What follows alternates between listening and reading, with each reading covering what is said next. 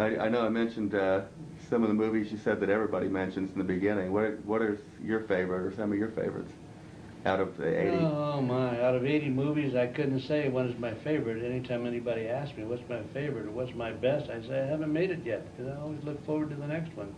They all had a share of really warm memories.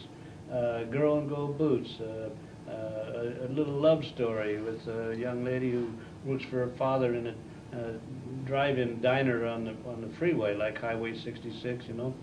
And he mistreats her, and so this one guy comes in, and he's a young hood, but he cons her into going to Hollywood with him, and so on. And but on the way, they meet a guitar-playing Elvis Presley type who's really a good guy. He writes songs and so on. Anyway, so it's a love story, but a lot of music, 17 new songs and so on. And that's, you know, like the one girl in New Jersey at a show there, she says, I've collected 1,000 movies, and the most favorite movie of all time, bar none, is Girl in Gold Boots. So you can't tell. Other people like a witchcraft thing I did called Blood Orgy of the She-Devil. It's pure witchcraft. But we used everything from psychometry to you name it, hypnosis, everything. And it's a witchcraft movie. And then, of course, Strike Me Deadly is outdoor action, forest fire, chase through the, you know, that kind of thing. And, gee, Doll Squad, you know, what is it, 8 females working for the U.S. government as agents, you know. They go in and they're exported to this island and wipe out this bad guy played by Mikel and Sarah, who's shooting down rockets that the free countries of the world are sending up as experiments. And he's blowing them up out of the sky, and of course the Doll Squad has to go in and stop him. So these 8 girls, they get 3 or 4 of them get killed along the way. But anyway, these 5 girls or so go in and decimate this army of 300 guys with machine guns and all that. So that was a fun movie.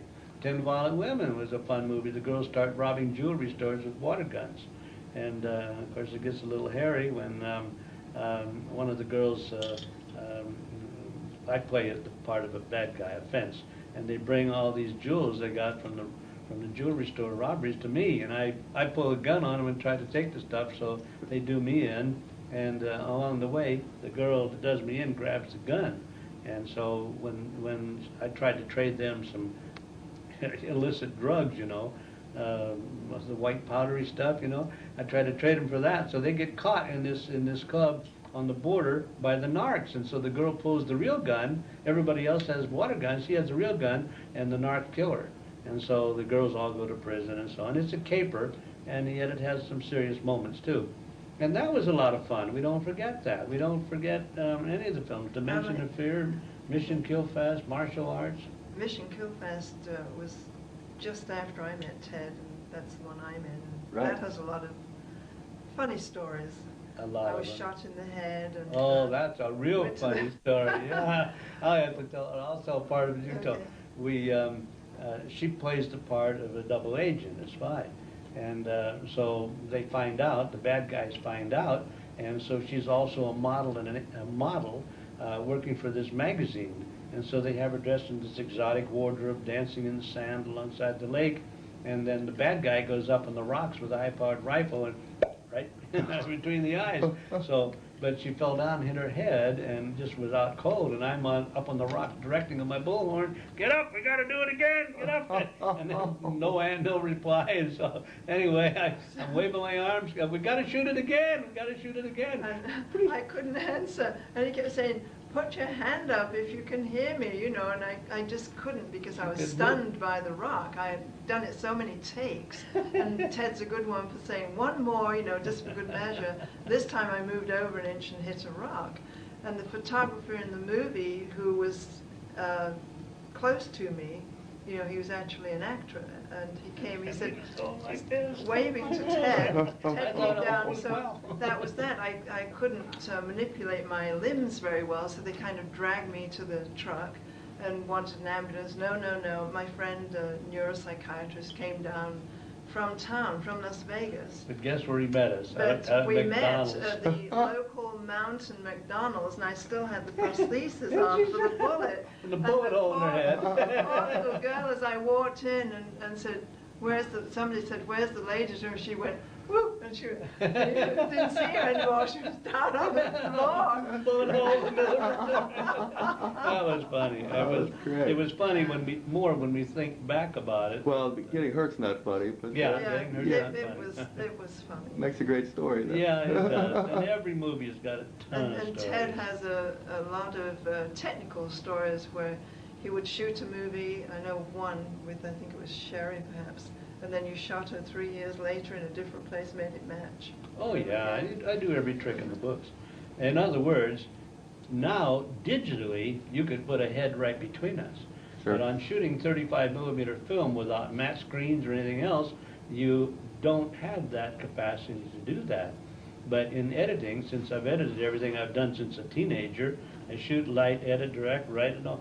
And so what I did was I'd have conversation going, and somebody else who was a year later, not even in the original scene, cutting all their shots and dialogue. But nobody knows the difference. Nobody knows the difference. One time we had bad luck on a thing called Fool's Prosperity. And it was a year from the time we first shot it to the time we wrapped it up.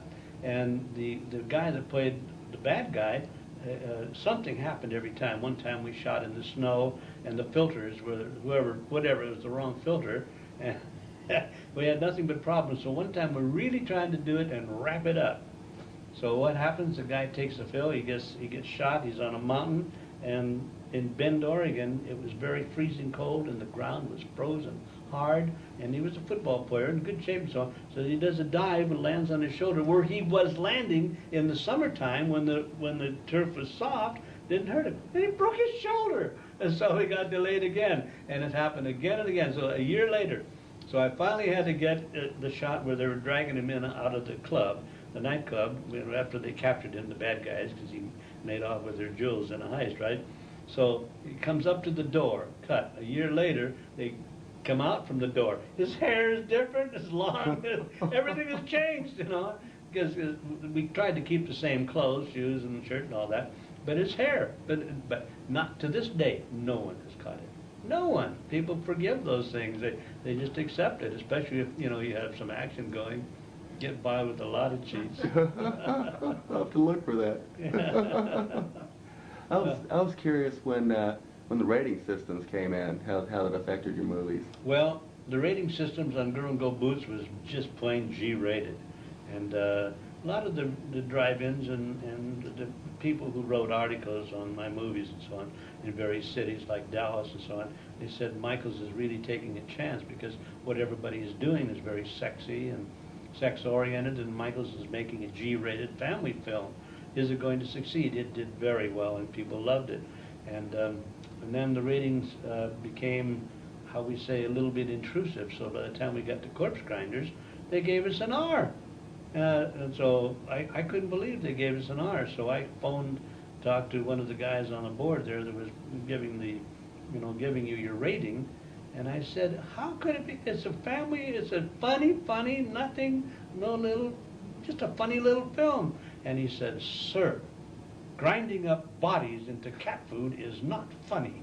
So anyway, but the theaters thought it was such, good entertaining. They just took off the R. They just violated whatever agreements they had. That nobody would play it as an R.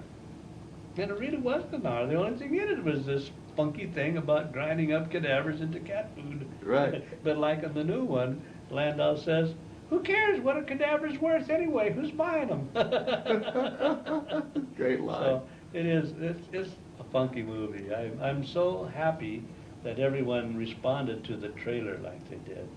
See, that was the first. No one had seen it before, just when they did it. The first was yesterday or today. Anyway. Earlier today, yeah. Yeah, no one had seen it because they just finished making it, right?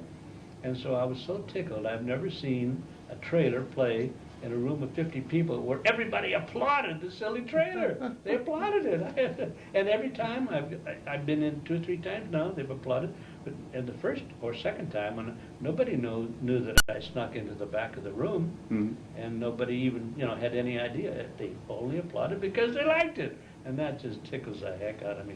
As I said before we left, if they like the trailer, they're going to love the movie. There you go. And she plays a good part, too. She's a heroine from Sita. You're one of the cat people, right? I'm Felina, the head cat lady. Yeah. And she does martial arts in the movie when these guys try to, see, she always wears, you know, these things, jewels and so, This and stuff. so, this stuff, and so she's got this big leopard skin bag filled with cans of cat food that she took from the demonstrator at the store. You know, she loves the taste of it, so she's loading her bag. She walks down the street, and these three thugs are going to grab her bag, right? So she just kicks the hell out of them, does this martial arts, and whaps them with that bag, walks on like nothing happened, you know. The reason I can is because, number one, I've studied ballet all my life and taught it and danced all around the world, yeah. And two, from Mission Kill Fast, Grand Master Tiger Yang is the star of Mission Kill Fast, and I had the honor of being taught a few moves by him up in the mountains when he was doing his show with Ted. Mission Kill Fast. Mission Kill Fast. Yeah, you were saying earlier you're a doctor and you have a I'm lot a of doctor. accomplishments on your own. Yeah, well, that's my other life. I have a private practice. I've been a doctor since 1982. And I have a doctorate in clinical psychology and an honorary doctorate in bionic psychology. Well, I don't want to know what you're thinking. I'm going to turn off the camera and leave now. Okay. I understand that.